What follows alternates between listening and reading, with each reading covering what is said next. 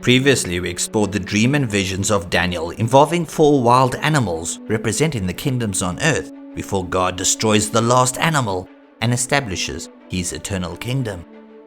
We examined the prophetic undertones of the sea, a horn, an animal, a king and a kingdom, and revealed the traditional conservative understanding of these animals. We continue where we left off as Daniel is about to reveal much more details which color in our understanding of events. I saw at that time, because of the voice of the arrogant words which the horn spoke. I was watching until the animal was killed and its body destroyed and was given to be burnt with fire. As for the rest of the animals, their dominion was taken away, yet their lives were prolonged for a season and a time. At that time, after observing God the Father on his throne, Daniel hears the arrogant words of the little horn. Daniel continued to watch until this 4th beast-like kingdom was destroyed and consumed by fire. This alone rules out any previous empire meeting the condition. The famous Jewish historian Flavius Josephus recorded that the dream occurred during this time in his reference books, The Iniquities of the Jews, during the 1st century. What is worth pointing out is that Daniel was likely in his final year, close to completing his training, when this major event happened. Having mentioned the death knell of this final world empire, Daniel made an interesting statement that demands attention. With the 4 empires being destroyed, Daniel described the fate of the preceding empires. The lion, the bear, and the leopard are described as continuing for a set period of time, even though their dominion is taken away. This places significant question marks on the traditional interpretation of these empires. This is one of the reasons that caused many a conservative believer to go back and examine the 4 wild animals, leading to a modern interpretation and understanding of these kingdoms. But before we explore this interpretation, let's understand the underlying reasons not often explained. A particular interesting facet often ignored is that the angel later describes these beasts as arising out of the earth. At the time Daniel received this dream and subsequent visions, his rule in the Babylonian kingdom was rapidly coming to a close. This statement simply speaks of kingdoms beyond Daniel's lifetime, and by implication are still to arise. Now, although people automatically associate Daniel chapter 2 with Daniel chapter 7, the 4 wild animals remain in sharp contrast to the image of chapter 2. While the image of chapter 2 dealt with kingdoms conquering kingdoms until the Roman Empire, from the 5 element of the head to its toes, in this vision of the wild animals, with the introduction of each animal, it never mentions the previous demise.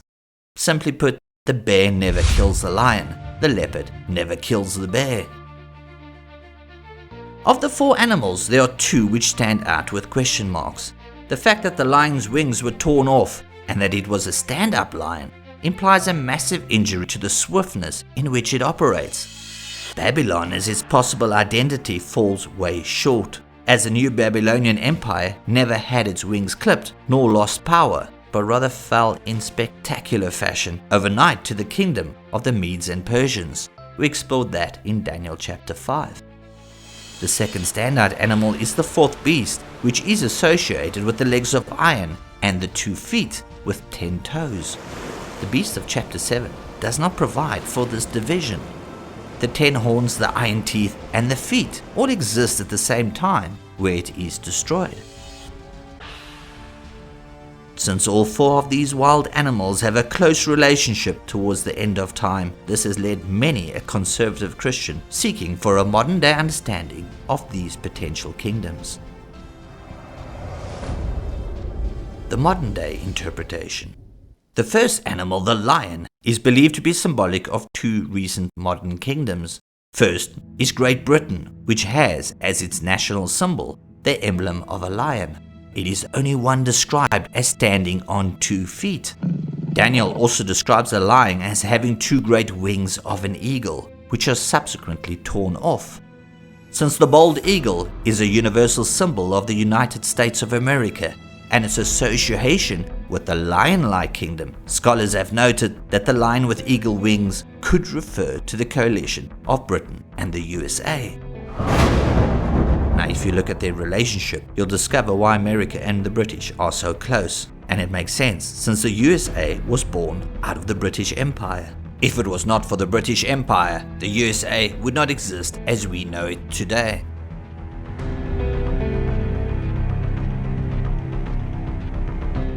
Notice how the glory days of the British Empire is now a shadow of its former self.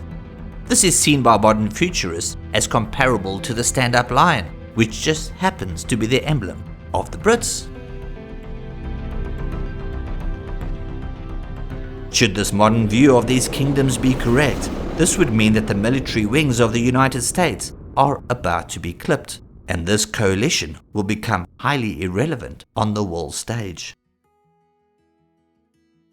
We recall from the dream that the bear was extremely aggressive, as indicated by its posture and the fact that it was given command to rise and eat much flesh. Scholars have noted close to World War I the national symbol of Russia as being the brown bear. The lopsided nature of this bear implies it incurs a possible strain or injury in its aggressive ventures. The three ribs still fresh in its mouth are seen as newly acquired territories. Could these ribs refer to the former Soviet territories, or could it refer to the annexation of Georgia, Crimea, and the current war in Ukraine? Time will surely tell. But ultimately, the ferocity of the bear will also diminish, leading rise to a third world threat. So the third animal, the leopard, remains a bit of a mystery to the modern conservative scholar, because this is seen as a future coalition before a final world government is established. Since the kingdom refers to 4 heads and points to 4 rulers, it is believed to be a coalition of 4 kingdoms that are established once the lion and the bear have diminished power. The fact that the leopard is given authority implies it only steps up when the lion and bear have taken a step backwards. Many suggest that this kingdom sets the catalyst for a one-world government. And when it comes to the fourth beast, there is no difference in the understanding of the final world empire to the traditional conservative view as representing a world kingdom divided into 10 regions and ruled by 10 kings. Modern conservatives see the decline of Britain, USA and Russia as a catalyst of bringing about a massive world change, resulting in a quick implementation of a one-world government. It is here when the Antichrist, believed to be the little horn, emerges and eventually will get complete authority over the earth for a very short, specified period of time. In line with Daniel's words, the final world kingdom is destroyed and replaced with God's eternal kingdom. The previous 3 kingdoms, the lion, the bear and the leopard, continue to exist for a very limited period of time. This speaks of coexistence and not their complete destruction.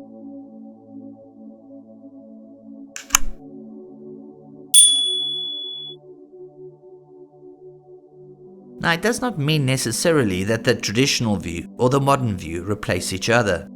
Prophecy often caters for dual fulfillment. This is evident in a later vision described by Daniel, the vision of the 77s. There, Israel does not only incur 70 literal years of captivity, but a further 70 sabbatical years, or 490 years, for the prophecy to be complete. The abomination of desolation is a further example, fulfilled by Antiochus Epiphanes in the mid-2nd century BC, yet according to Jesus, will be fulfilled again before his second coming. There are countless examples of dual fulfillment of Bible prophecies, which shows the power and the nature of God's prophetic word. It is multifaceted, perfect, and often has hidden levels. I saw in the night visions, and behold, there came with the clouds of the sky one like a son of man, and he came even to the Ancient of Days, and they brought him near before him. There was given him dominion, and glory, and a kingdom, that all peoples, nations, and languages should serve him. His dominion is an everlasting dominion which shall not pass away, and his kingdom that which shall not be destroyed. The title Son of Man is messianic in nature, and the Jews even knew that this person had links to the throne of God. This Messiah, according to the prophets, would look like a man, talk like a man, but have the authority and sovereign power over all nations, and will be worshipped as God in a kingdom that has no end. This title was the most preferred by Jesus and is recorded throughout the New Testament in him referring to himself. It is applied 29 times in the Gospel of Matthew, 12 times in the Gospel of Mark, 25 times in the Gospel of Luke, and 11 times in the Gospel of John. Jesus did not come as the Son of God to deliver man from their sins, but rather as a Son of Man, stripping himself of all glory and paying a deadly price for all of our sins and for those who place their trust in him.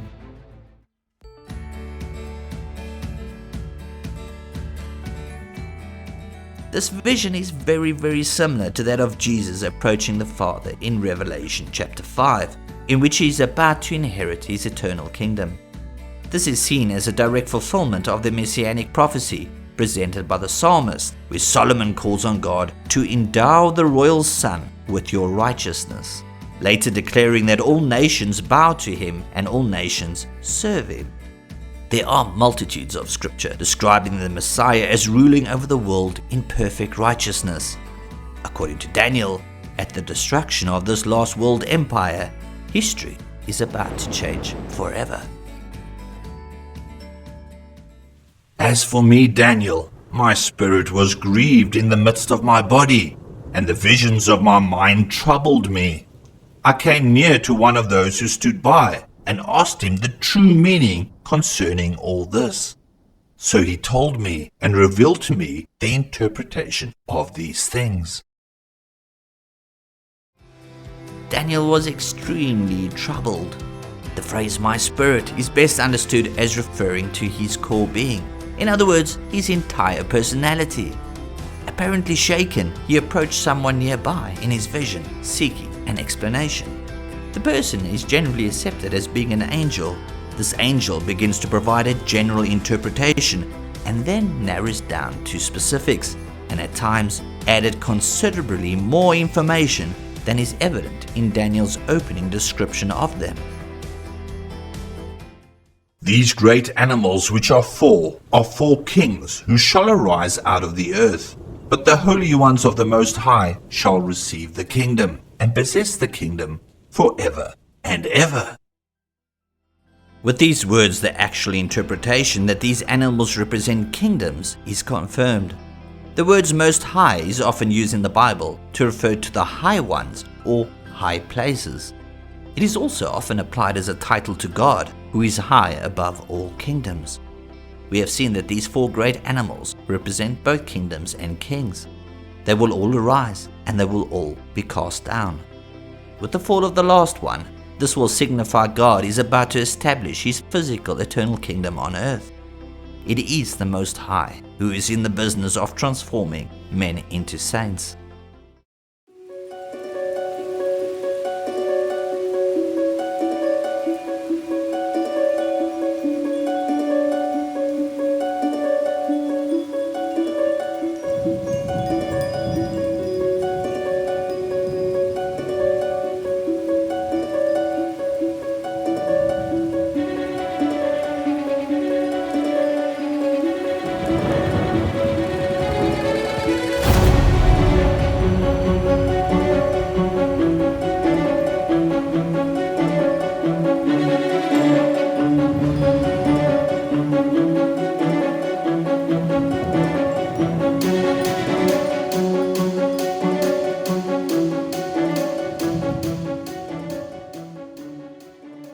In this conversation, we learn quite a few interesting new things.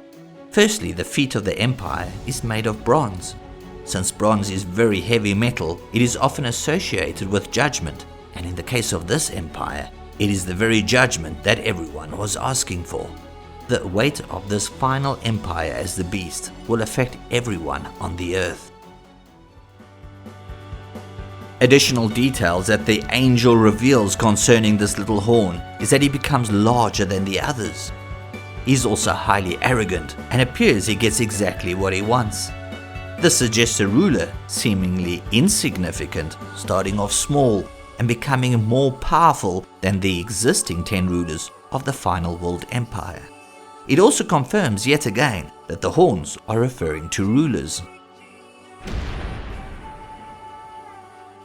It is now learned that this ruler, the little horn, will actually wage war against the saints and surprisingly will be successful over them. This success is brief as God intervenes to bring the kingdom down. This is why all believers are called to pray, "Thy will be done on earth as it is in heaven." This he said, "The fourth animal shall be the fourth kingdom on earth, which shall be different from all the kingdoms, and shall devour the whole earth, and shall tread it down, and break it in pieces. As for the 10 horns, out of this kingdom shall 10 kings arise, and another shall arise after them, and he shall be diverse from the former, and he shall put down 3 kings. He shall speak words against the Most High, and shall oppress the holy ones of the Most High, and he shall think to change the times and the law, and they shall be given over to him until a time and times and a half a time." The interpreter explained that the fourth animal, the beast, is symbolic of a fourth kingdom on the earth. It is different from the former kingdoms in that it subdues the entire world. In the process of subduing nations and peoples, it devours, crushes, and breaks in pieces all who oppose it. Now there are some today that believe that this fourth kingdom was fulfilled by the Roman Empire, but again remember that while the Roman Empire was devastating in its day, mercilessly defeating all opposition at the height of its power, it never spanned the entire earth, only the inhabited world of that time. Nor was it ever destroyed or given over to be burnt, but merely collapsed from within. It never has nor ever will meet any of the conditions of these prophetic words. Having said this, the interpreter shifts his focus towards the understanding of the 10 horns. The fourth animal, representing a world empire, will span the entire globe and will have 10 horns, which represent 10 kings. Since the little horn emerges and removes 3, it implies that the world will be subdivided into 10 kingdoms, each having a king, which collectively control the entire world. It also concludes that strife occurs as this 11th little horn emerges.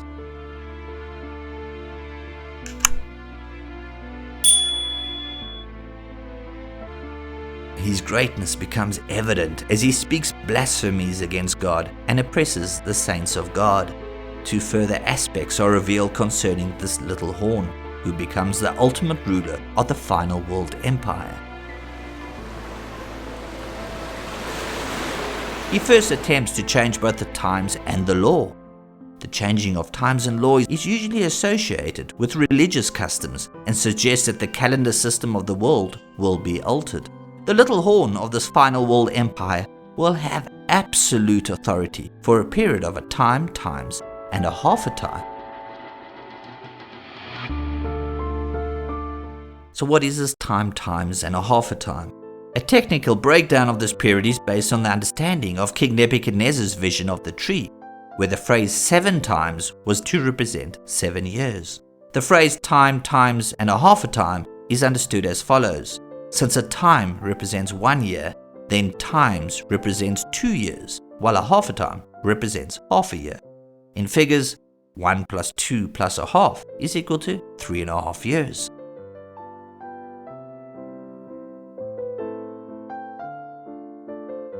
Now the book of Revelation describes the same person as the beast, which Christians call the Antichrist. Consider these words from Revelation.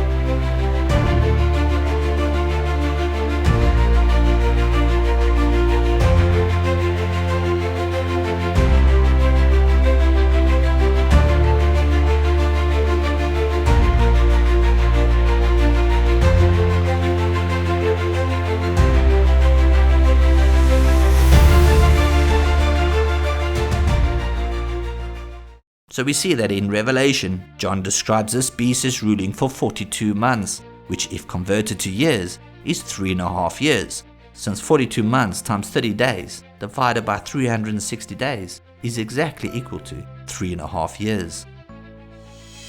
This is the exact same description and time frame given by Daniel. And the court shall sit in judgment, and they shall take away his dominion, consume and completely destroyed forever. The kingdom and the dominion, and the greatness of the kingdoms under the whole heaven, shall be given to the people of the holy ones of the Most High. His kingdom is an everlasting kingdom, and all dominions shall serve and obey him. Here is the end of the matter. As for me, Daniel, my thoughts troubled me greatly, and my face turned pale. I kept the matter to myself.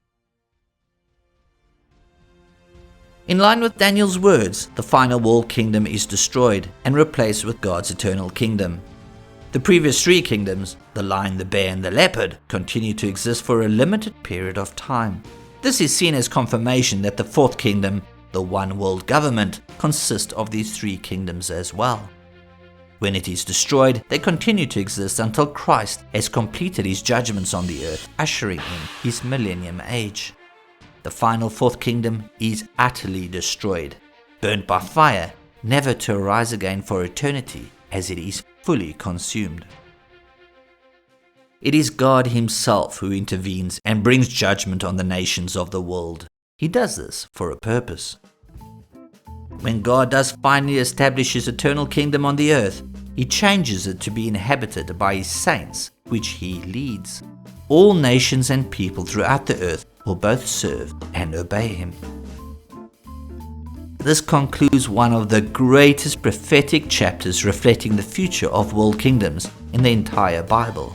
It troubled Daniel, which had a visible effect on his countenance.